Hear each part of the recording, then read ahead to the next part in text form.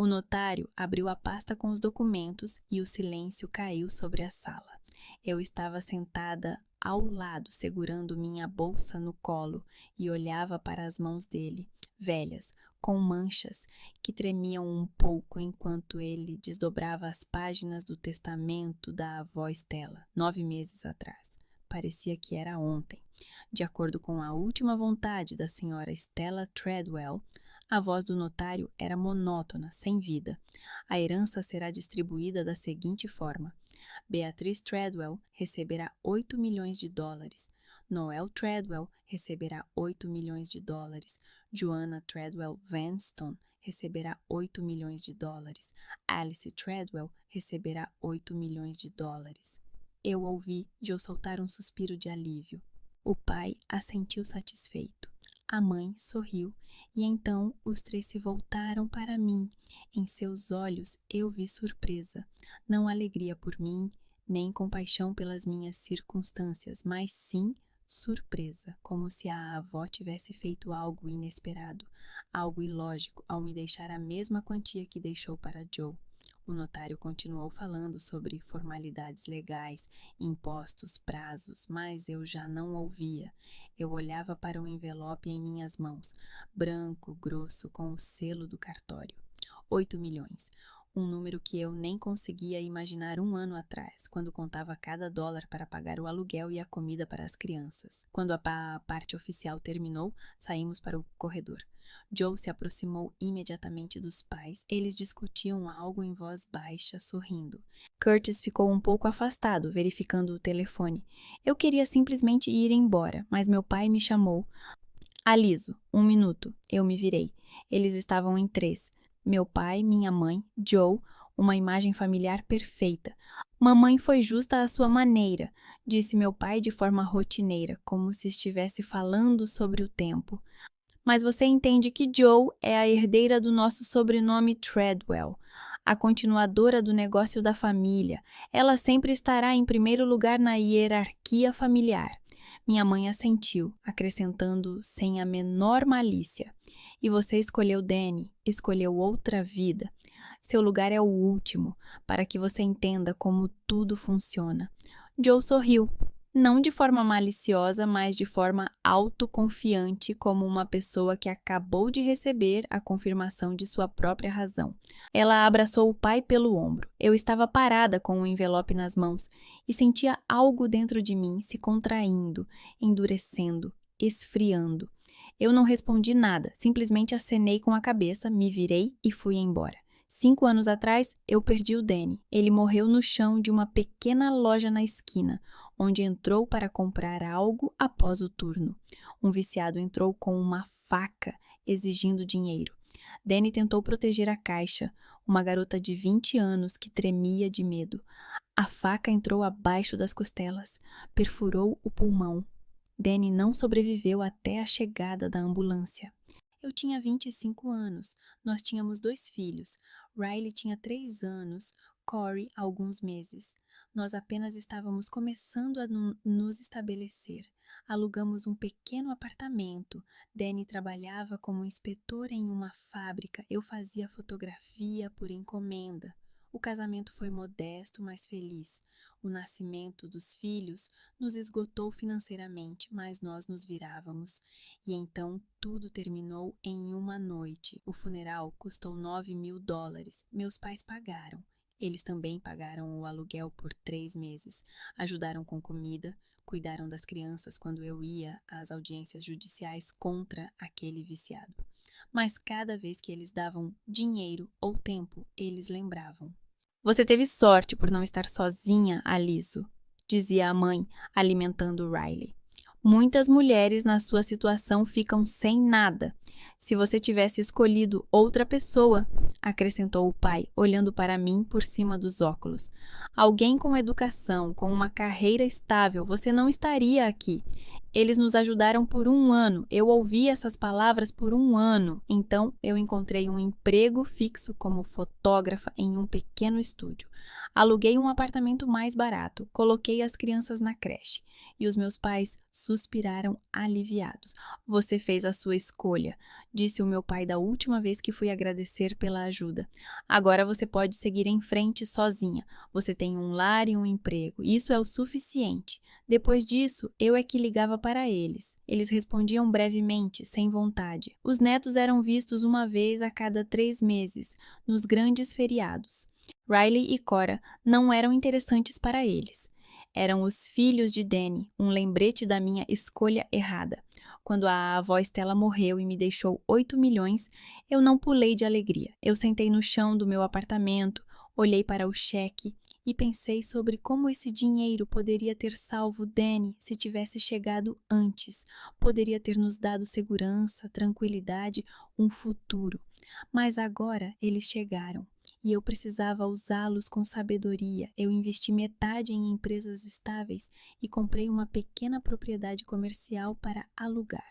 Outros 2 milhões reservei para fundos educacionais para as crianças, contas separadas, às quais elas teriam acesso quando crescessem.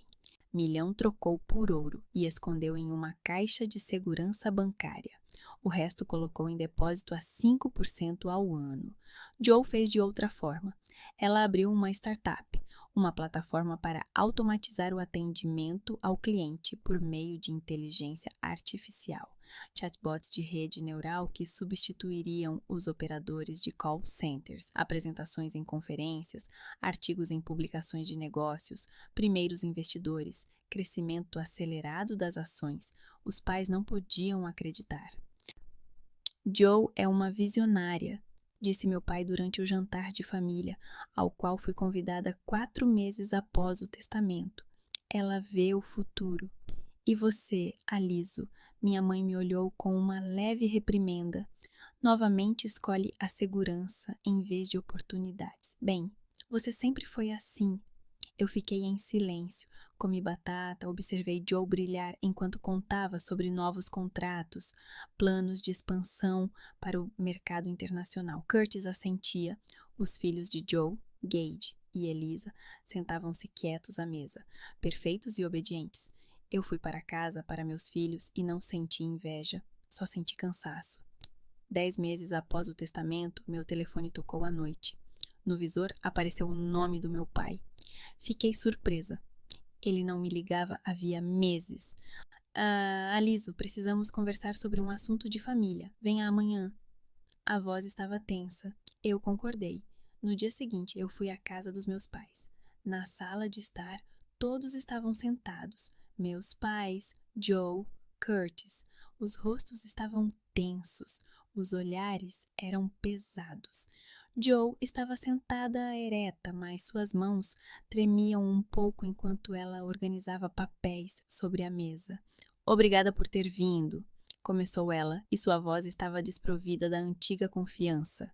Tenho uma situação com o meu startup, uma situação crítica. Ela explicou. Desequilíbrios financeiros, problemas para manter funcionários-chave, investidores que estavam recuando, clientes que estavam rompendo contratos. São necessários 2 milhões de dólares para estabilizar a empresa, manter a equipe e concluir o desenvolvimento do produto. Os pais já ajudaram o quanto puderam. Joe assentiu na direção deles. Mas seus principais ativos estão congelados em depósitos ou investidos na produção. Então eu pensei... Ela parou de falar. A mãe continuou por ela. Nós somos família, Aliso. A família ajuda um ao outro. Eu fiquei sentada em silêncio, olhando para eles, para Joe, que sempre foi a primeira, para os pais, que sempre a colocaram em primeiro lugar, para Curtis, que olhava para o chão, pensando em como eu fui chamada de última. Mas eu não recusei, ainda não. Stinut, mostre-me todos os documentos financeiros, disse eu calmamente. Vou examiná-los e então tomarei uma decisão. Silêncio. Joe me encarou. Meu pai franziu a testa, minha mãe abriu a boca, mas não disse nada. Eles esperavam ou concordância ou um ataque de histeria, mas não isso. Eu peguei os documentos naquela mesma noite. Joe me entregou uma pasta grossa com irritação, como se estivesse cumprindo uma formalidade que não entendia. Meus pais ficaram em silêncio, observando. Kurt conduziu-me até a porta e disse baixinho: "Obrigado por pelo menos dar uma olhada." Eu acenei e fui para casa. Riley e Cora já estavam dormindo quando eu voltei. Margot estava sentada no sofá, assistindo a um seriado no notebook. Ela concordou em ficar com as crianças quando eu fui para a casa dos meus pais. Ao ver a pasta em minhas mãos, ela levantou uma sobrancelha. "É isso que eu acho?" "Joe precisa de dinheiro para o startup." 2 milhões. Marjorie assobiou. "E você pretende dar?" "Não sei." Eu me sentei ao lado, abri a pasta. "Primeiro vou ver o que tem aqui."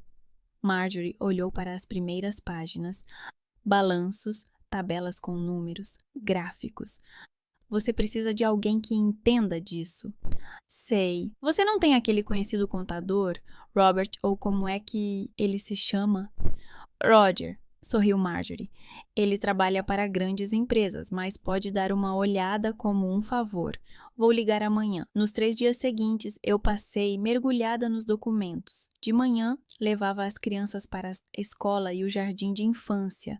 Depois voltava e me afundava nos números. Balanços, relatórios de movimentação de fundos, previsões de receita e despesa, contratos com investidores, acordos com clientes, documentação técnica do produto. Eu não entendia de inteligência artificial, mas entendia de números. Quando você vive na beira do abismo, contando cada dólar, aprende a ver para onde o dinheiro vai. E o que eu vi não me agradou cada vez mais a cada hora. No primeiro dia, eu simplesmente li. Tentei entender a estrutura do negócio, como a empresa funcionava, de onde vinham o dinheiro e para onde era gasto.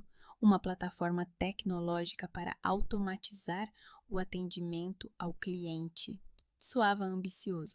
Nos materiais de apresentação havia gráficos bonitos, previsões de crescimento, planos de expansão para os mercados internacionais. Mas quando cheguei aos números reais, a imagem mudou. Os gastos com o desenvolvimento do produto superavam o planejado em 3 vezes. Atrasos nos prazos, constantes. A perda de clientes nos últimos 6 meses, 42%. Eu não sabia muito sobre negócios, mas entendia. Quando quase metade dos clientes vai embora, algo está seriamente errado. No segundo dia, concentrei-me nos relatórios financeiros. As lacunas no caixa não eram recentes. Elas vinham ocorrendo há muitos meses. Joe vinha costurando os buracos com seu próprio dinheiro e depois começou a tomar empréstimos. Os investidores concederam a primeira rodada de financiamento, mas se recusaram a conceder a segunda. Ao ler a correspondência com um deles, encontrei uma frase que me fez parar.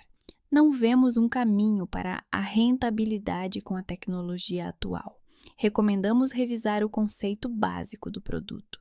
Era uma maneira educada de dizer: seu produto não funciona de jeito nenhum.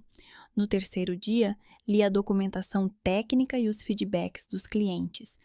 Os chatbots que a plataforma de Joe deveria criar davam respostas corretas em 60% das perguntas. O restante era ou respostas incorretas ou completa bobagem.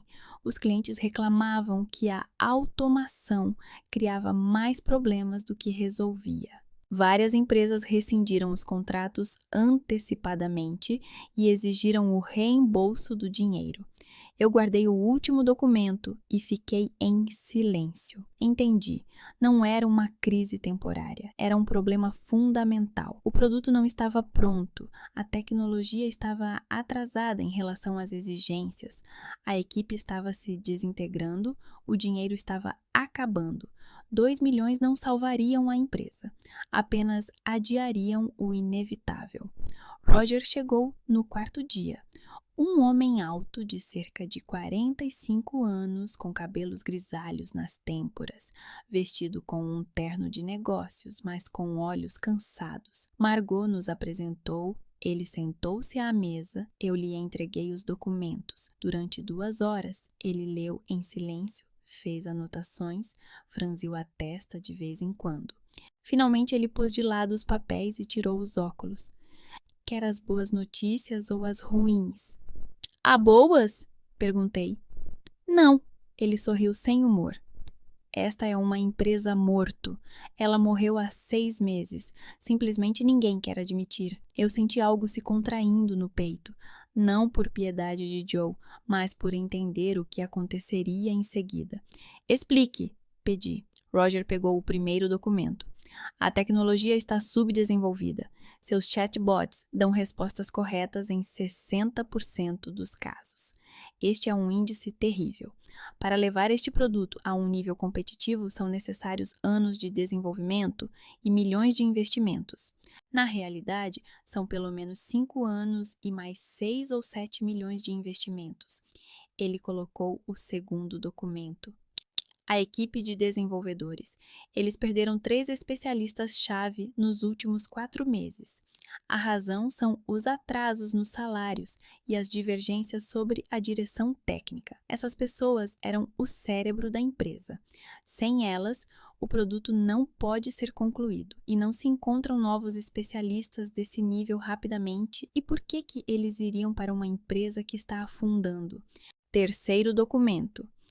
Investidores. Eles já haviam recusado a segunda rodada de financiamento. Isso significa que os profissionais que veem centenas de startups todos os anos avaliaram essa como sem perspectivas.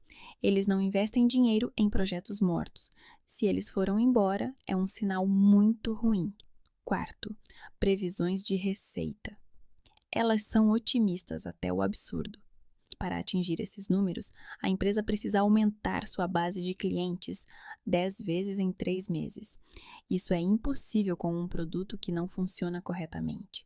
Os clientes estão indo embora, não chegando. Ele colocou os papéis de lado e me olhou seriamente. 2 milhões continuarão a agonizar por 3, no máximo 4 meses. Depois, a empresa irá falir de qualquer forma, mas o dinheiro será completamente queimado. Isso não é um investimento, é queimar dinheiro na esperança de um milagre. E milagres não acontecem nos negócios. Apenas números frios e realidade acontecem. E se mudarmos a estratégia? Perguntei.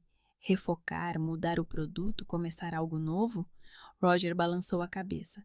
Isso leva pelo menos 1 ano de desenvolvimento e mais 5 ou 6 milhões de investimentos. Sua irmã não tem tempo, dinheiro ou equipe para isso. As pessoas-chave saíram. A reputação da empresa está arranhada. Os clientes compartilham experiências negativas. Os investidores sabem dos problemas.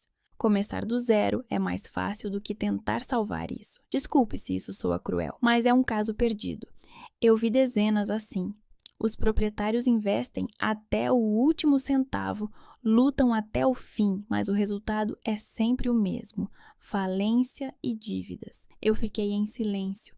Pensei em Joe, em como ela brilhava ao falar sobre seus planos nos jantares de família, nos pais que investiram nela não apenas dinheiro, mas também fé, esperança de continuar o sucesso da família, no que vai acontecer agora, quando eu disser a eles a verdade. Obrigada, disse eu a Roger. Quanto lhe devo? Nada, um favor para Margot, mas se decidir investir em outra coisa, entre em contato. Você tem uma visão clara das coisas. Nem todos são capazes de ver a verdade, mesmo quando ela está escrita em vermelho nos documentos. Ele saiu. Na manhã seguinte, fui visitar meus pais. A pasta estava no assento ao lado. Eu sentia uma calma fria e sólida que vem quando você sabe que está fazendo a coisa certa, mesmo que seja dolorosa. Todos estavam lá, meus pais, Joe, Curtis. Joe pulou quando entrei. Então, você olhou? Você entende que precisamos agir rápido? Cada dia de atraso nos custa clientes. Coloquei a pasta na mesa. Abri o primeiro documento. Eu olhei. Também consultei um contador profissional que analisa empresas há 20 anos. E a conclusão é inequívoca. Olhei para Joe. A empresa está morta. A tecnologia está subdesenvolvida e não estará pronta por pelo menos mais 5 anos. Para levar o produto a um nível competitivo são necessários anos e milhões, e não 2 ou 3. Os desenvolvedores-chave saíram. Sem eles, vocês não podem resolver os problemas básicos. Os investidores recusaram o segundo round porque veem, isso não tem futuro. Os clientes estão cancelando contratos porque o produto não funciona como prometido. 2 milhões não vão salvar a empresa. Eles simplesmente vão se evaporar em 3 ou 4 meses. Silêncio. Um silêncio pesado, denso. Não farei isso, disse eu. Não investirei dinheiro em uma causa perdida e aconselho vocês a retirar seus ativos enquanto ainda é possível salvar algo. Pare de investir dinheiro pessoal. Feche a empresa agora, antes que as dívidas consumam tudo o que resta. Joe me olhou como se eu estivesse falando uma língua estrangeira. Seu rosto primeiro congelou em confusão, depois começou a ficar vermelho. O quê? Finalmente disse ela. Você tem alguma ideia do que está falando? Sim, entendo. Os números não mentem. Eles mostram o colapso. Ah, você é fotógrafa. A voz de Joe subiu, trêmula. Você tira retratos em corporações e casamentos. Você não é analista de negócios. Você não entende de tecnologia. O que você pode saber sobre inteligência artificial, startups, mercado? Eu não entendo de tecnologia, concordei calmamente, mas eu entendo de números. Quando você vive 5 anos contando cada dólar, aprende a ler balanços. E eu contratei alguém que analisa empresas profissionalmente. Ele confirmou o que eu mesma vi. A empresa está condenada. A ideia estava morta desde o início. O pai interveio, a voz tensa. Alicia, talvez você esteja errada. Talvez seu contador não veja o quadro completo. Joe trabalhou nisso por 2 anos. Ela conhece seu negócio. Ele vê o que está nos documentos? Eu coloquei a mão na pasta. E lá está a morte da empresa, escrita em números vermelhos em cada página. Perda de clientes 42%. Atrasos no prazo triplicaram. A tecnologia está anos atrás dos concorrentes. Especialistas-chave saíram. Investidores recuaram. Isso não é pessimismo. São fatos. Joe agarrou a pasta, folheando as páginas febrilmente, o rosto ficando cada vez mais vermelho. São apenas suposições pessimistas. São os piores cenários. Podemos consertar tudo. Precisamos apenas de tempo e recursos. Eu sei o que estou fazendo.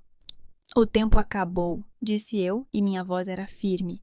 Não há mais recursos. Vocês já gastaram milhões. Meus 2 milhões não mudarão o final, apenas adiarão por alguns meses. Mas o resultado será o mesmo. A empresa irá falir. A diferença é apenas quanto dinheiro irá queimar junto com ela. O que eu esperava de você? A voz de Joe tremia de raiva e de algo mais. Medo, talvez. Pânico. De uma fracassada que passou a vida com medo de correr riscos, que se esconde em seu pequeno apartamento seguro com seus filhos e não faz nada de verdade, que nunca teve ambições, nunca quis criar algo grandioso, fique sentada aí, Aliso. Eu mesma vou cuidar disso sem a sua ajuda. Eu não preciso do seu dinheiro e dos seus conselhos. Ela agarrou a pasta, deu meia volta e foi até a porta. Curtis me lançou um olhar de desculpas, cansado, desamparado, e seguiu-a. A porta bateu com tanta força que as janelas tilintaram. Fiquei com meus pais. Minha mãe me olhou friamente, com os lábios apertados. Meu pai franziu a testa, cruzando os braços sobre o peito. Você se recusa a ajudar sua irmã em uma crise, disse ele lentamente, enfatizando cada palavra. Quando ela mais precisa do apoio da família, você se afasta. Essa é sua escolha, Aliso, mas não espere mais apoio de nós. Se a família não significa nada para você, então você também não significa nada para nós. Ele não terminou, mas eu entendi. Levantei-me, peguei minha bolsa e fui até a porta. Ninguém tentou me parar. Ninguém disse uma palavra. Fui para casa e não chorei.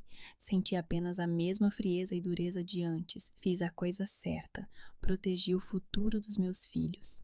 Nos 2 meses seguintes, eu vivi em um silêncio estranho. Ninguém ligava. Ninguém escrevia. As redes sociais de Joe estavam silenciosas. Ela havia apagado todas as postagens sobre o startup. Seu perfil estava fechado. Eu trabalhava, cuidava dos filhos, encontrava-me com Margot. A vida seguia normalmente, mas em algum lugar na periferia eu sentia uma tensão, como se estivesse esperando por algo. Margot às vezes me passava notícias que ouvia por meio de conhecidos. Joe continuava lutando. Ela havia investido seu último dinheiro próprio na empresa, quase 1 milhão. Procurava novos investidores. Sem sucesso, todos recusavam após examinar as finanças. Trabalhava 18, 20 horas por dia, tentando consertar o produto, manter os clientes e encontrar soluções. Mas tudo aconteceu como eu havia previsto. Primeiro, os principais desenvolvedores saíram. 2 ficaram, mas sua qualificação não era suficiente para corrigir os problemas fundamentais. Em seguida, os últimos grandes clientes rescindiram os contratos. O produto não atendia às expectativas. Os erros ocorriam com muita frequência. As reclamações chegavam diariamente. Em seguida, o banco começou a exigir a devolução da linha de crédito. A empresa não podia pagar nem os juros. 3 meses após nossa conversa, Margot me ligou à noite. O startup do Joe fechou oficialmente. Acabei de ver nas notícias do portal de negócios. O processo de falência foi iniciado. Eu estava sentada no sofá. As crianças dormiam em seus quartos. Do lado de fora, escurecia. Como ela está? Perguntei baixinho. Não sei ao certo, mas os rumores dizem que ela perdeu quase tudo.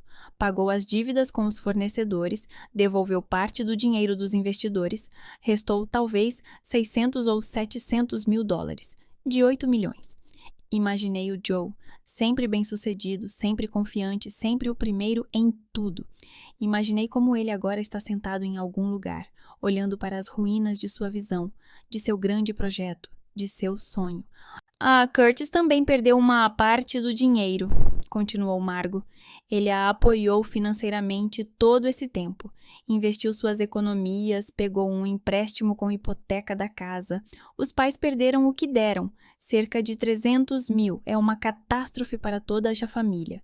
Eu não senti triunfo, não senti satisfação por estar certa. Senti apenas cansaço e uma tristeza vazia. Obrigada por me informar, disse eu. Mais uma semana se passou e Margot ligou novamente. A voz estava preocupada, quase angustiada. Alice, ouvi algo preocupante de conhecidos. Joe não sai de casa. Já faz mais de uma semana. Curtis tirou uma licença no trabalho, cuida sozinho das crianças, cozinha, limpa. Os pais vêm todos os dias, tentam falar com ela, mas nada ajuda. Ela simplesmente fica deitada na cama e olha para o teto. O que aconteceu com ela? Não sei exatamente, mas as pessoas dizem que ela quebrou completamente. Ela quase não come nada, não fala, não reage às crianças. Curtis tem medo de deixá-la sozinha. Eu estava sentada na cozinha, segurando o telefone perto do ouvido. Lembrei-me de mim mesma 5 anos atrás, como eu estava deitada na cama após o funeral de Danny. Não conseguia me levantar, não via sentido em nada. Como Riley se aproximava, me pegava pela mão e perguntava: "Mamãe, por que você está chorando?" E eu não sabia o que responder, como o mundo parecia cinzento, vazio, desprovido de qualquer sentido. "Aliso?" A voz de Margot. "Você está aí?" "Sim, estou aqui." "Ah, o que você pretende fazer?" Eu não sabia. Uma parte de mim dizia: ela escolheu esse caminho. Ela me chamou de fracassada. Ela me virou as costas quando eu disse a verdade. Meus pais me cortaram da família. Por que eu deveria ajudá-los agora? Mas outra parte mais profunda lembrava: ela é minha irmã. E se eu não a ajudar agora, quando ela está no fundo do poço, ela pode nunca sair de lá, como eu quase fiquei lá há 5 anos. Vou pensar, disse eu e desliguei o telefone. Naquela noite não dormi.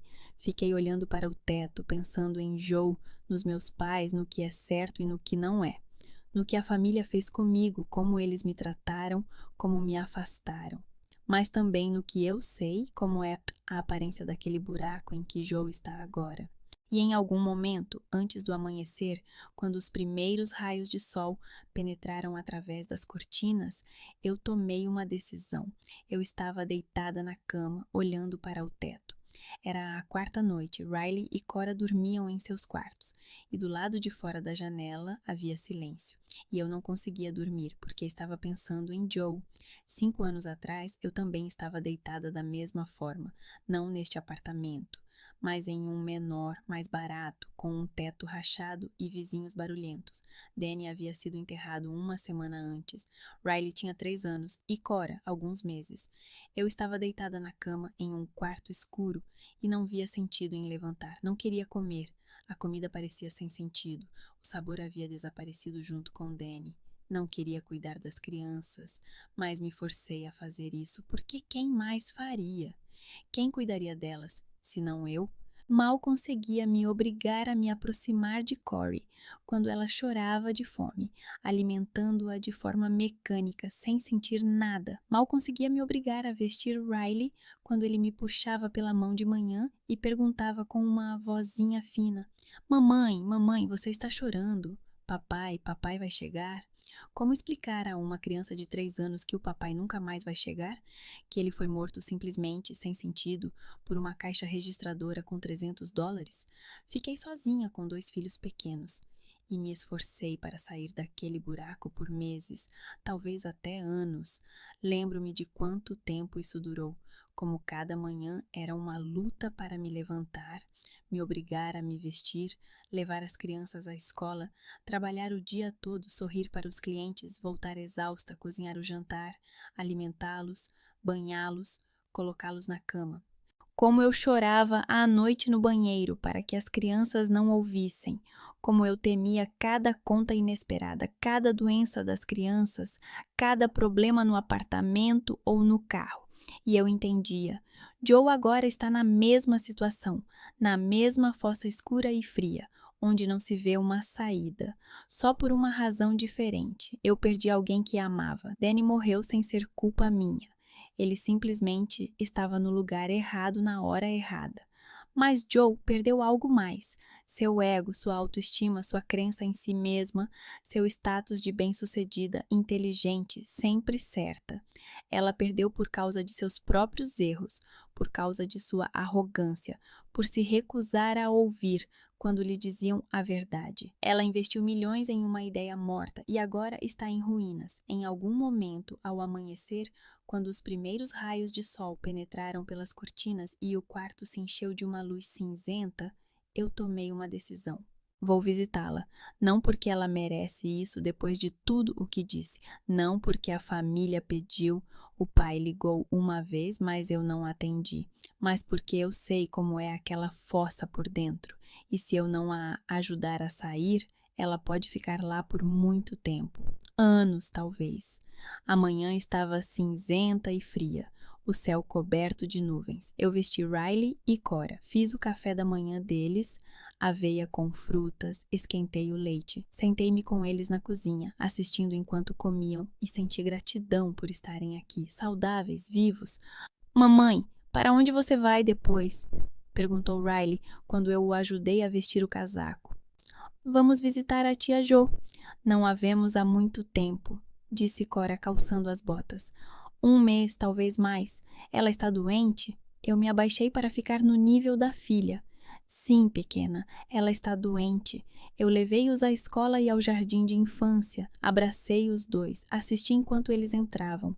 Riley é alto para a sua idade. Cora é pequena, com tranças. Tudo o que tenho.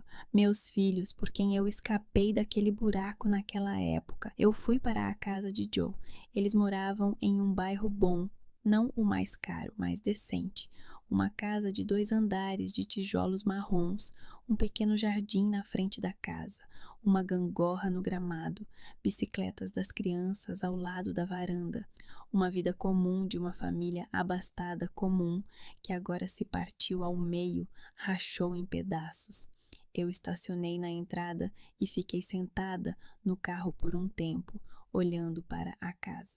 Pensei no que diria. Como começaria a conversa, mas as palavras não vinham.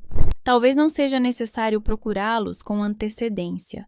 Às vezes as coisas mais importantes são ditas sem preparação, simplesmente a partir do lugar onde a verdade habita. Eu saí do carro e segui o caminho até a porta. Toquei a campainha. Ninguém abriu por muito tempo e eu já pensei que ninguém estava em casa, que Curtis havia ido embora com as crianças. Mas então ouvi passos lentos e pesados. Curtis abriu a porta. Ele parecia terrível. Os olhos inchados, círculos escuros sob eles, como se não tivesse dormido por semanas. A barba de uma semana, grisalha e desigual. A camisa amarrotada e com manchas, talvez de comida. Havia emagrecido. O rosto estava caído. Quando me viu, surpresa apareceu em seu rosto, depois algo semelhante a alívio, como se estivesse esperando alguém que pudesse ajudar, mas não acreditava que essa pessoa viesse. Aliso, ele disse baixinho, a voz rouca de cansaço e falta de sono. Eu não esperava você. Não pensei que você viesse depois de tudo. Posso entrar? Ele acenou em silêncio, deu um passo para o lado, segurando-se na moldura da porta, como se as pernas mal o sustentassem. Entrei na sala de estar. A casa parecia ter parado de viver semanas atrás. Brinquedos espalhados pelo chão, uma pilha de pratos, xícaras e copos sujos na mesa, um ar de estagnação e cheiro de coisa velha pairava no ar. No sofá havia travesseiros e um cobertor. Parecia que Curtis dormia ali, sem subir para o quarto onde Joe estava. Como ela está? Perguntei, embora soubesse a resposta de Margot. Curtis passou a mão pelo rosto, esfregou os olhos, sentou-se pesadamente no sofá, como se cada movimento fosse um esforço. Ele parecia estar no limite de suas forças, como se fosse cair a qualquer momento. Está mal, disse ele, e sua voz tremia. Muito mal. Já faz quase 2 semanas que ela não sai do quarto. De jeito nenhum, nem mesmo vai ao banheiro. Levo comida para ela 3 vezes ao dia. Ela come algumas colheradas e se vira para a parede. Tento falar com ela. Ela não responde ou fala tão baixo que mal se ouve. Simplesmente deita e olha para o teto. Os pais vêm todos os dias, tentam chegar até ela, a mãe chora. Implora que ela se levante, que diga alguma coisa. O pai tenta falar sobre o futuro, sobre planos, sobre como tudo pode ser consertado. Nada ajuda. Ela está como se tivesse morrido por dentro. Ele me olhou e em seus olhos havia uma tal fadiga e desamparo, um tal desespero que dava pena dele.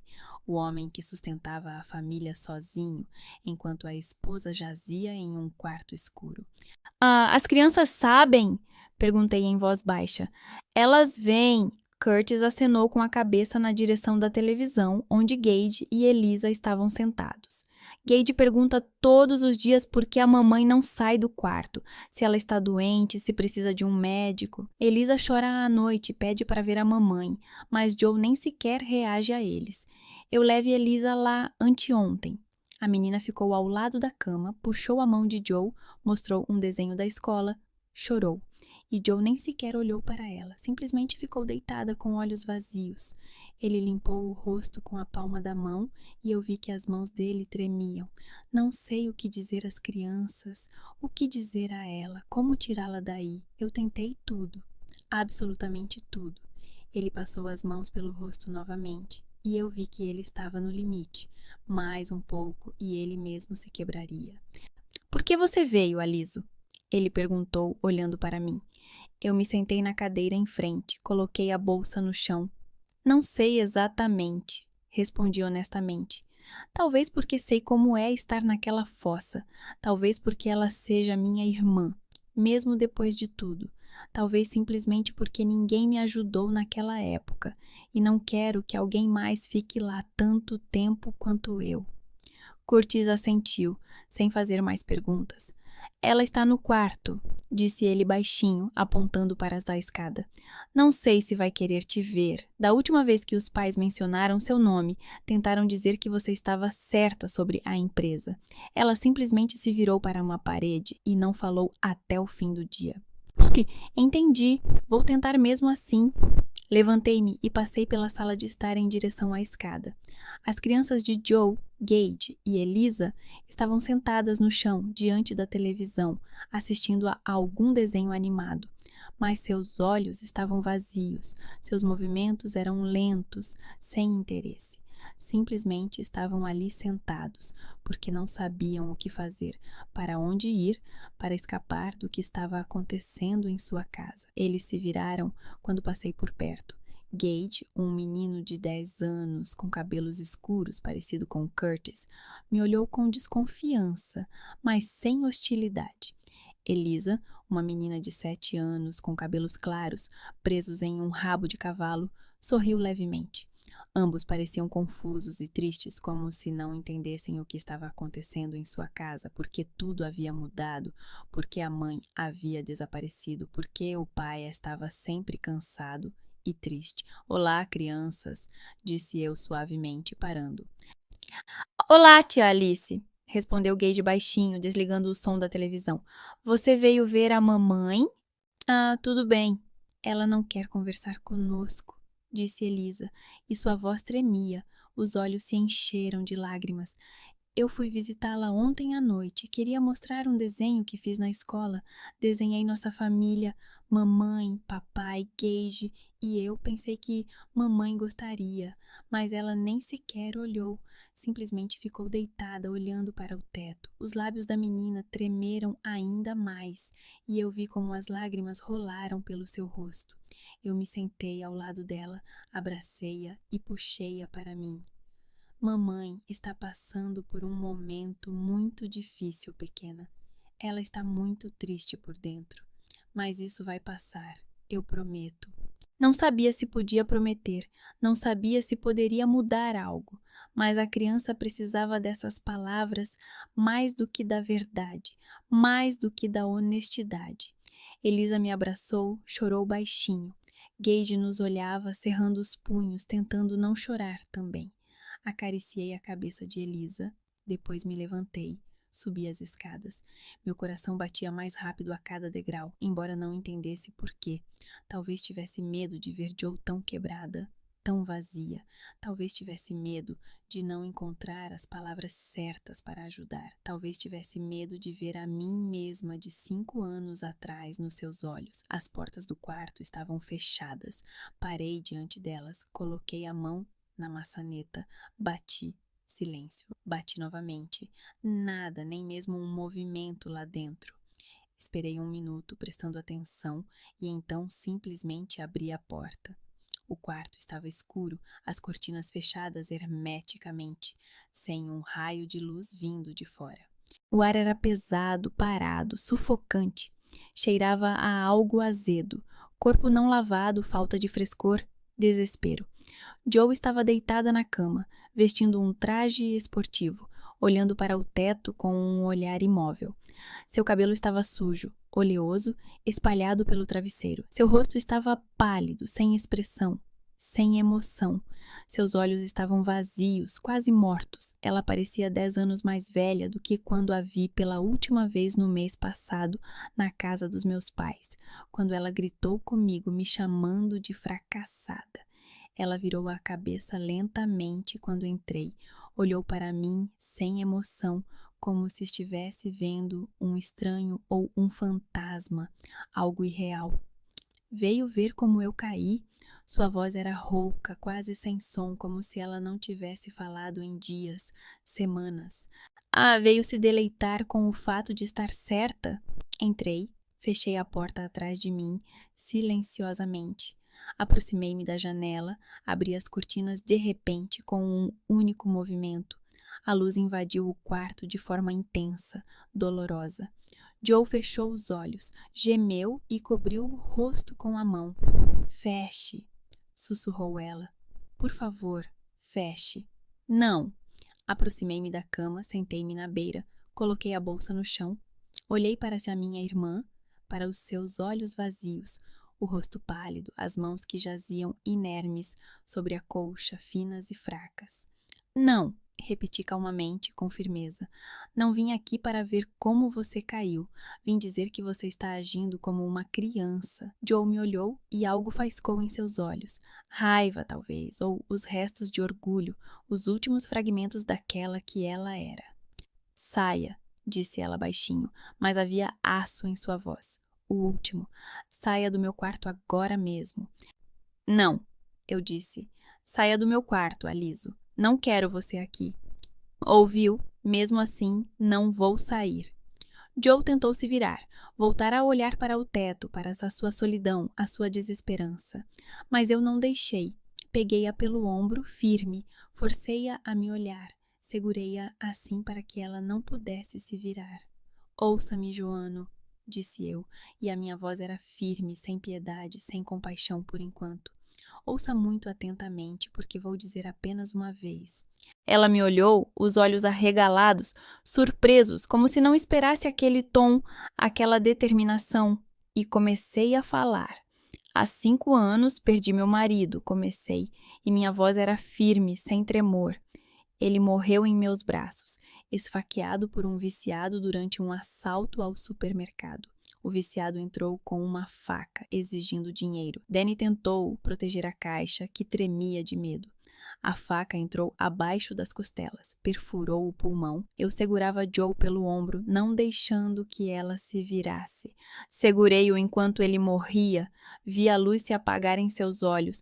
Ouvi enquanto ele tentava dizer algo, mas só saía sangue de sua boca. Ele morreu 3 minutos antes da ambulância chegar.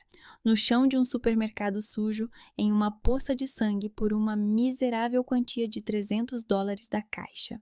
Joe olhou para mim e algo mudou em seus olhos. A vacuidade começou a recuar. Eu tinha 25 anos, continuei. Eu tinha 2 filhos pequenos. Riley tinha 3 anos, Corey alguns meses. Nós acabávamos de começar a nos estabelecer. Alugamos um pequeno apartamento. Danny trabalhava como inspetor em uma fábrica. Eu fazia fotografia por encomenda. Nós não éramos ricos, mas éramos felizes. E então, em uma noite, tudo acabou. Soltei o ombro dela, levantei-me, andei pela sala. Eu perdi tudo. Estabilidade, o futuro que planejávamos juntos, a pessoa que eu amava, o pai dos meus filhos. Eu perdi a fé na justiça do mundo, na ideia de que as pessoas boas merecem felicidade. Danny era uma boa pessoa. Ele morreu defendendo uma garota desconhecida. E o que ele ganhou com isso? Uma facada nas costas e a morte no chão frio. Voltei para a cama, olhei para Joe de cima para baixo. Mas isso ainda não é tudo o que eu perdi. Eu perdi o respeito e o apoio dos nossos pais. Eles me ajudaram por 1 ano, pagaram o funeral, $9.000. Me ajudaram com o aluguel por 3 meses. Cuidaram das crianças quando eu ia às audiências contra aquele viciado. Mas cada vez que eles davam dinheiro ou tempo, eles me lembravam. Minha voz ficou mais dura. Você teve sorte de não estar sozinha, Aliso. Se você tivesse escolhido outra pessoa, você não estaria aqui. Danny era um bom rapaz, mas ele não podia sustentar a família como deveria. Eu ouvi isso por 1 ano. Cada ajuda deles custou-me um pedaço de dignidade. Joe abriu a boca para dizer algo, mas eu não a deixei. E então, quando eu finalmente consegui me levantar, encontrei um emprego, aluguei um apartamento, matriculei as crianças na escola, eles me abandonaram. Simplesmente assim. Você fez sua escolha quando se casou com um trabalhador comum. Agora viva sozinha e colha os frutos. Você tem um lar e um emprego. Isso é o suficiente. Eles me deixaram sozinha com 2 crianças.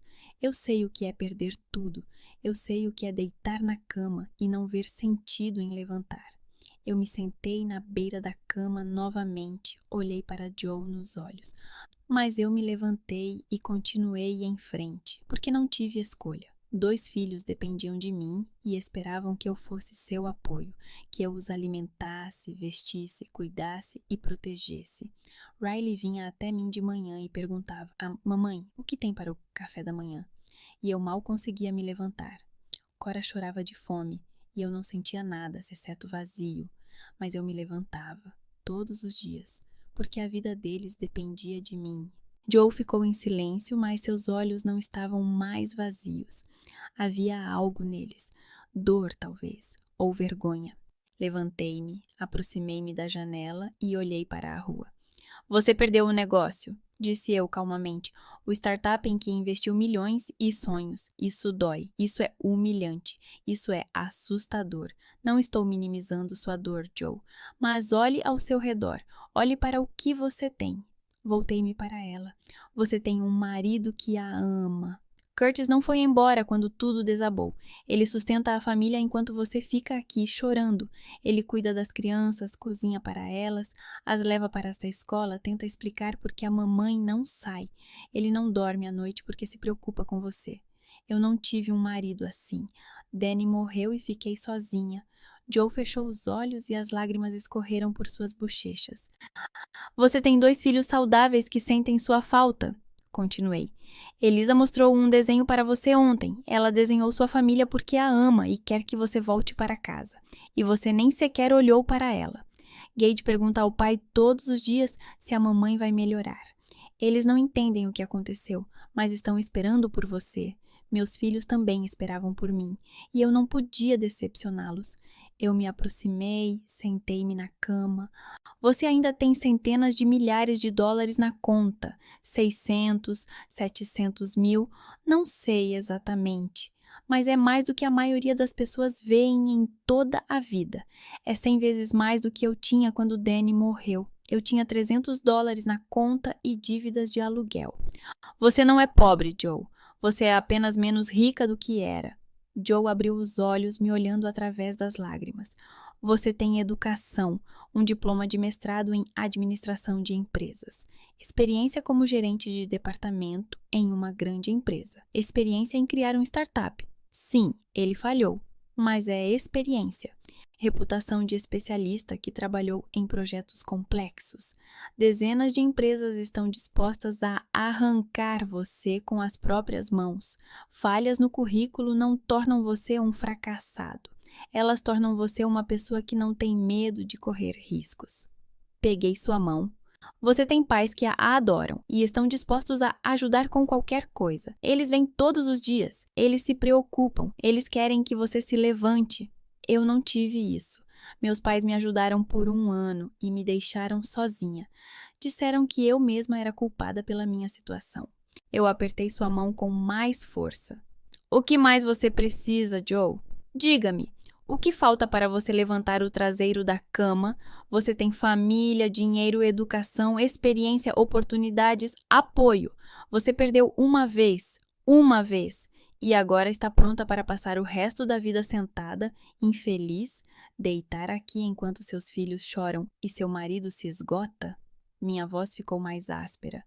Você é uma mulher adulta de 35 anos, não é pobre, é educada, tem uma família que a ama e está agindo como uma adolescente que teve o brinquedo tirado. Meu startup fracassou, agora minha vida acabou. Ouça a si mesma, Joe. Ouça o quão patético isso soa. Joe finalmente falou, sua voz rouca, mal audível. É fácil para você dizer. Você nunca teve ambições. Você nunca arriscou nada. Você sempre viveu uma vida pequena e segura. Eu ri, brevemente, amargamente, sem humor. Eu nunca arrisquei? Repeti. Sério? Eu arrisquei me casar com alguém que amava contra a vontade da família. Meus pais diziam, não se case com ele, ele não vai te sustentar. Mas eu me casei, porque eu amava, porque acreditava que o amor era mais importante do que dinheiro. Eu me levantei, andei pela sala novamente. Eu arrisquei ter filhos sem uma rede de segurança financeira. Mal conseguíamos pagar as contas, mas eu queria uma família. Queria filhos de Danny, e tive 2 filhos maravilhosos que agora são tudo para mim. Eu me virei para ela. Eu corri o risco de continuar vivendo depois de perder tudo. Quando Danny morreu, eu poderia ter desistido. Poderia ter ficado na cama como você está agora. Poderia ter recusado a lutar. Mas eu corri o risco de me levantar e seguir em frente. Foi o maior risco da minha vida. Acreditar que eu poderia. Eu me inclinei sobre ela, olhando em seus olhos. Não me fale sobre risco, Joe. Não me diga que você não sabe o que é isso. A diferença entre nós é que eu corri o risco por amor e vida, e você correu o risco por dinheiro e status. Eu corri o risco com o coração. Você correu o risco com orgulho. Joe chorou mais alto. Ok, e quando eu caí, continuei, minha voz firme. Eu não tinha o que você tem agora. Não tinha um marido para me segurar. Não tinha centenas de milhares na conta bancária. Não tinha pais que viessem me visitar todos os dias. Tudo o que eu tinha eram 2 filhos pequenos, um apartamento vazio e $300.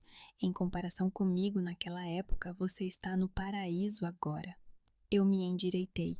Eu me puxei para fora do buraco, dia após dia, passo a passo, levantava-me quando não queria, comia quando não tinha apetite, sorria para as crianças quando queria chorar, trabalhava quando não tinha forças. Depois que meus pais foram embora, eu me puxei para fora. Agora é a sua vez. Eu me aproximei da porta, coloquei a mão na maçaneta. Ou você se levanta e segue em frente, disse eu sem me virar. Ou fica aqui e vê sua família se desintegrar ao seu redor, como Curtis se quebrará de exaustão, como as crianças crescerão, lembrando que a mãe as abandonou quando as coisas ficaram difíceis, como os pais olharão para as ruínas do que um dia foi seu orgulho. Sua escolha, Joe, só sua. Abri a porta, saí, fechei-a suavemente atrás de mim. Deixei-a sozinha com seus pensamentos, com sua dor, com sua escolha. Desceu as escadas. Curtis estava sentado no sofá, me olhando com esperança e medo ao mesmo tempo. Como ela está? Perguntou ele. Não sei, respondi honestamente. Mas eu disse tudo o que podia. O resto depende dela, ele assentiu. Vi lágrimas escorrerem silenciosamente de seus olhos. Eu fui para casa e não sabia se havia ajudado. Não sabia se Joe iria melhorar, mas eu havia feito tudo o que podia. Na semana seguinte, Margot me ligou à noite. Joe saiu do quarto. Eu segurava o telefone, meu coração parou. Quando? Anteontem. Desceu de manhã, fez o café da manhã para as crianças. Curtis diz que ela ainda está muito quieta, fala pouco, mas ela saiu. Hoje ela tomou um banho, pela primeira vez em semanas. Eu senti um alívio, enorme, inesperado. Obrigada por me informar. Nas semanas seguintes, eu recebi notícias através de Margot. Joe começou a sair do quarto regularmente. Sentava-se com as crianças para o café da manhã, almoço, falava pouco, mas estava lá. Depois começou a cozinhar. Primeiro coisas simples, depois mais complicadas. As crianças estavam felizes. Curtis parecia menos exausto. 2 semanas depois, Margot me informou. Ela atualizou seu currículo. Curtis viu no seu notebook. Mais uma semana se passou. Ela foi para sua primeira entrevista de emprego, em uma grande empresa de tecnologia. Eu ouvi e senti algo parecido com orgulho. Não por mim mesma, mas por Joe, por ter se levantado. 1 mês se passou. Eu trabalhava, cuidava dos filhos, vivia minha vida normal. Meus pais não ligavam. Eu também não ligava. Existíamos em algum estado de suspensão. Não éramos inimigas, mas também não nos comunicávamos. Uma noite, quando eu já estava deitada para dormir, o telefone tocou, um número desconhecido. Eu hesitei, então atendi. Aliso. A voz de Joe, suave, mas mais firme do que naquela vez, no quarto. Sim, é eu, Joe. Eu sei. Pausa. Eu ouvi sua respiração do outro lado. Eu queria dizer obrigada, disse ela finalmente, por ter vindo, por ter me dito a verdade. Você foi a única que não me poupou, que não disse que tudo ficaria bem sozinho. Você me disse o que eu precisava ouvir. Eu fiquei em silêncio, sem saber o que responder. Recebi uma oferta de uma empresa, continuou Joe. Chefe de departamento em uma grande empresa de tecnologia. Não é um cargo tão alto quanto o de gerente de departamento anteriormente, mas é estável, bom salário. Projetos interessantes. Eu aceitei a oferta esta manhã. Isso é ótimo, disse eu, e eu quis dizer isso. Começo daqui a 2 semanas, disse Joe, calando-se por um momento antes de acrescentar. Quer se encontrar, tomar um café ou algo assim? Eu queria conversar de verdade. Eu pensei. Uma parte de mim ainda lembrava a dor de suas palavras naquela época, na casa dos meus pais. Lembrei-me de como ela me chamou de fracassada, mas outra parte via que ela havia mudado, que ela estava tentando. Pode ser sem café, disse eu, mas sim, vamos nos encontrar. Sem café? Perguntou Joe, surpresa. Eu não bebo café. Nunca gostei. Joe riu, baixinho, um pouco tristemente, mas riu. Sabe, eu nem sabia disso sobre você. Nós somos irmãs e eu não sei coisas tão simples. Agora sabe. É, agora sei. Nós combinamos de nos encontrar na semana seguinte. Eu desliguei o telefone e fiquei deitada no escuro, olhando para o teto. Não sabia o que aconteceria em seguida. Não sabia se poderíamos nos tornar irmãs de verdade depois de tudo, mas algo começou a mudar. Algo importante, e talvez fosse apenas o começo. 8 meses haviam se passado desde o dia em que eu estava sentada na beira da cama de Joe e lhe dizia a verdade. 8 meses durante os quais o mundo mudou gradualmente, não de forma dramática, não de forma revolucionária, mas silenciosamente, gradualmente, como as estações do ano mudam. Eu estava sentada em meu estúdio, editando fotos de uma sessão de fotos corporativa quando o telefone tocou. Margot, você viu as notícias sobre Joe? Perguntou ela. Quais notícias? Ela foi promovida. Agora ela é a gerente do departamento de produtos de sua empresa. Uma gerente de verdade, como antes. O salário é ótimo, os projetos são interessantes. Ela me escreveu hoje de manhã. Eu sorri. Isso é ótimo. Você não está surpresa? Não. Ela sempre foi inteligente e habilidosa. Só precisou de tempo para se levantar depois da queda. Margot ficou em silêncio por um momento, depois disse: Você ajudou-a, Alice. Sem você, ela talvez não tivesse conseguido sair. Talvez, ou talvez tivesse saído sozinha um pouco mais tarde. Não sei, o importante é que ela conseguiu. Eu ouvia falar de Joe de vez em quando, através de Margot, ocasionalmente através dos meus pais, que começaram a restabelecer contato comigo com cuidado alguns meses após aquela conversa. Ouvi que ela estava trabalhando, que a família estava se estabilizando, que Curtis parecia menos exausto, as crianças mais felizes, que Joe não falava mais sobre visões e ideias revolucionárias, havia se tornado mais calma, mais madura, mais realista. Meus pais observaram esse processo de longe e algo neles mudou gradualmente. Eles viram como Joe se levantou graças às minhas palavras, como eu mantive a mim mesma e meus filhos sem o seu apoio durante todos esses anos, como permaneci forte e moral, mesmo quando me negaram respeito. Um dia, 6 meses após aquela conversa com Joe, meu pai me ligou.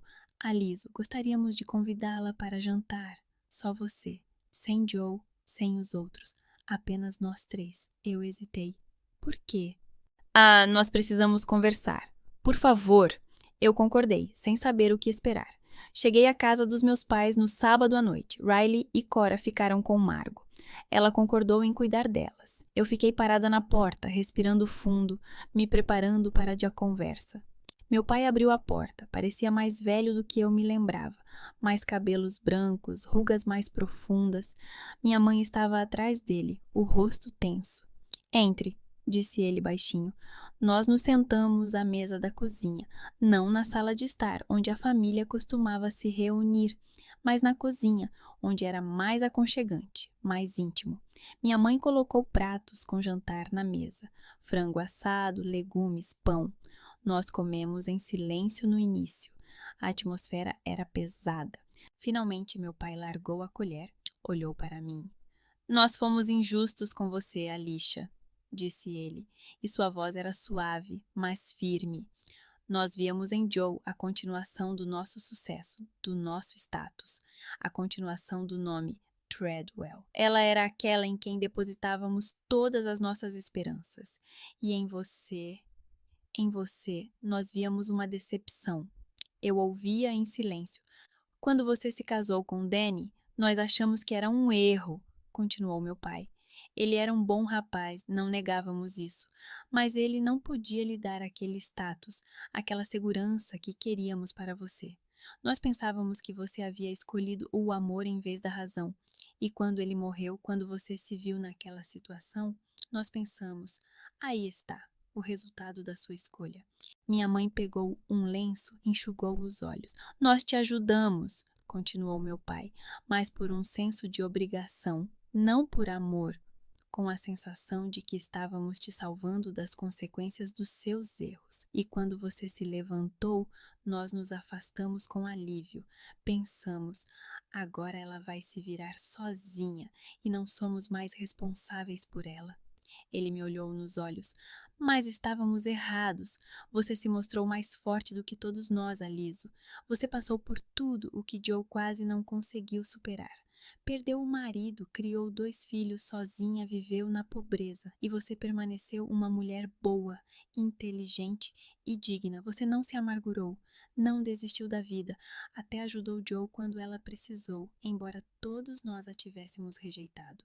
Minha mãe finalmente falou, sua voz tremia. Ah, mesmo sem o dinheiro da avó Estela, você teria conseguido. Agora podemos ver isso. Você sempre foi forte, simplesmente não enxergávamos. Peço desculpas, Aliso. Peço desculpas por colocarmos o Joe acima de você, por tê-la deixado quando mais precisava, por não termos visto o quão incrível você é. Ela chorou em silêncio. As lágrimas escorriam pelo rosto. Eu fiquei sentada em silêncio. Sentia algo complexo dentro de mim. Não alegria com as desculpas, não triunfo, apenas paz. Uma paz profunda e silenciosa. Eu aceitei isso há muito tempo, disse eu finalmente. Aceitei que não sou a primeira no seu coração. Aceitei que teria que seguir em frente sozinha. Não esperei por desculpas. Construí minha vida sem elas. Nós entendemos, disse meu pai, mas queríamos que você soubesse. Estamos orgulhosos de você. Sempre estivemos, simplesmente não sabíamos mostrar. Talvez tenhamos tido medo de admitir que estávamos errados. Eu acenei com a cabeça. Obrigada por ter dito. Isso é importante para mim. Ouvi-lo. Nós terminamos o jantar em silêncio, mas ele já não era pesado. Algo mudou no ar. Uma tensão desgastada se dissipou. Nos meses seguintes, as relações na família se recuperaram gradualmente, mas em novos termos. Joe me ligou uma semana após aquela noite. Os pais me contaram que vocês se encontraram. O que eles disseram a você? Ah, tudo bem. Estou feliz. Elas deveriam ter dito isso há muito tempo. Começamos a nos encontrar de vez em quando, não com frequência, talvez uma vez a cada 2 semanas. Bebíamos suco em um pequeno café, falávamos sobre a vida, os filhos, o trabalho. Jo não me olhava mais com superioridade. Ela ouvia quando eu falava, fazia perguntas, compartilhava seus pensamentos, me respeitava, não por piedade ou culpa, mas por um reconhecimento sincero de tudo o que eu havia passado e quem eu havia me tornado. Você sabe, disse ela uma vez quando estávamos sentadas no café. Eu pensei que sabia o que era a verdadeira força. Pensei que era sobre sucesso, dinheiro, status. Mas a verdadeira força é o que você fez. Levantar-se após perder tudo e seguir em frente. Foi isso que eu entendi quando você veio me ver. Eu sorri. Ah, você também é forte, Joe. Você se levantou. É o que importa. Nossas crianças começaram a brincar juntas. Riley com Gage, Cora com Elisa.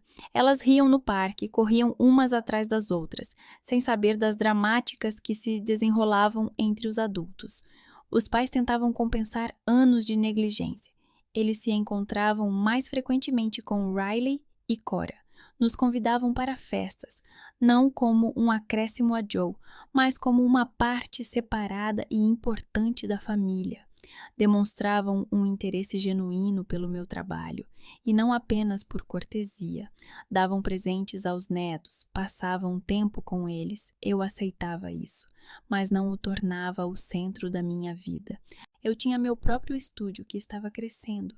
Eu havia contratado outro assistente, começado a assumir projetos maiores. A vida seguia seu caminho e a família era parte dela, mas não tudo. 1 ano após todos os eventos, chegou o aniversário de Riley. Ele estava fazendo 9 anos. Nós organizamos uma festa no parque, grande, verde, com um playground para crianças e um local para piquenique. Convidamos as duas famílias. Eu estava ao lado da mesa com o bolo, observando as crianças brincarem. Riley corria atrás de Gage, ambos rindo. Cora e Elisa estavam sentadas nos balanços, conversando sobre algo seu. Curtis estava ao lado da churrasqueira, grelhando carne. Os pais estavam sentados em um banco perto, observando os netos. Joe se aproximou de mim, sentou-se ao meu lado. Belo dia, disse ela. Sim, nós ficamos em silêncio por 1 minuto, observando as crianças. Então Joe falou baixinho. Meu, tenho inveja de você quando você se casou com o Danny. Eu olhei para ela com surpresa. Ele olhava para você de uma maneira que ninguém nunca olhou para mim, continuou ela, com tanto amor, tanta ternura. Curtis me ama, eu sei, mas o que vocês tinham com o Danny era algo diferente, algo verdadeiro, profundo. Ela ficou em silêncio por um momento, então acrescentou. Eu não entendia isso na época. Pensei que o status era mais importante do que o amor, que o dinheiro e a carreira faziam a vida completa. Mas agora eu entendo. Você tinha algo verdadeiro. E mesmo depois de perdê-lo, você permaneceu intacta. Eu me despedacei com a perda do meu negócio. Você perdeu uma pessoa e não se despedaçou. Olhei para meus filhos, para Riley, que cresceu e se tornou parecido com Danny, para Cora, que tinha o sorriso dele. Eu me despedacei, disse eu baixinho. Você simplesmente não viu isso. Eu me despedacei em pedaços e me recompus ao longo dos meses. A diferença é que eu não tive escolha. As crianças precisavam de mim. E você se recompôs, disse Joe, olhando para mim, e então me ajudou a fazer o mesmo. Obrigada, Calizo. Obrigada por ter vindo naquele momento, por ter me dito a verdade, por ter me ajudado a encontrar forças para seguir em frente. Peguei a mão dela, apertei. Sempre, irmã. Nós sentávamos em silêncio, observando as crianças. Era um silêncio confortável, não tenso, não pesado. Apenas duas mulheres, cada uma com suas cicatrizes e vitórias, que finalmente encontraram uma linguagem comum. O pai se aproximou de nós, colocou a mão no meu ombro. Estamos orgulhosos de você, Aliso, disse ele em voz baixa. Sempre estivemos, simplesmente não sabíamos mostrar. Não sabíamos admitir que estávamos errados sobre você. Olhei para ele, sorri. Eu sei, agora sei. E era verdade, eu finalmente sabia meu lugar na família, não o primeiro. Esse lugar sempre pertenceu a Joe, e eu aceitei isso, não o último, porque os últimos são aqueles que são esquecidos, e eu já não era esquecida, apenas o meu, igual, digno, pleno. Riley correu até mim, o rosto corado de corrida. Mamãe, posso ter bolo agora? Eu o abracei, beijei na testa. Claro, querido, vamos acender as velas agora. Nós todos nos reunimos em torno da mesa. Eu, Joe, Curtis, os pais, as crianças.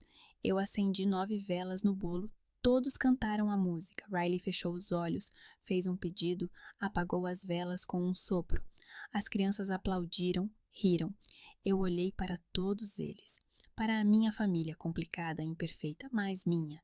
Pensei em Danny, em como ele estaria feliz em ver isso. Pensei na avó Stella, que nos deu tudo igualmente, acreditando que escolheríamos quem ser. Pensei em mim mesma, na mulher que me tornei ao longo dos anos. Eu não ganhei nenhum grande prêmio na vida, não me tornei rica ou famosa, mas eu sobrevivi. Criei meus filhos. Ajudou a irmã, encontrou seu lugar. E isso foi o suficiente, isso foi mais do que suficiente. A noite chegou silenciosa, quente. As crianças brincavam no pátio. Os adultos sentavam-se nos bancos, conversavam. Joe contava algo engraçado para Curtis. Ele ria. Os pais olhavam para os netos, sorriam. Margot, que também veio para a festa, sentou-se ao meu lado. Você é feliz? Perguntou ela em voz baixa. Eu pensei, sim, à minha maneira, não como imaginei outrora, mas como aconteceu. E isso é bom. Isso é mais do que bom. Margot me abraçou. Isso é maravilhoso. Eu olhava para o pôr do sol, para o céu que se tornava rosa e dourado, para meus filhos que riam e brincavam, para a família que finalmente se tornou real. E sabia, tudo o que eu passei me levou até aqui, a este momento, a este lugar, a mim mesma verdadeira, e isso foi o melhor presente que eu poderia me dar.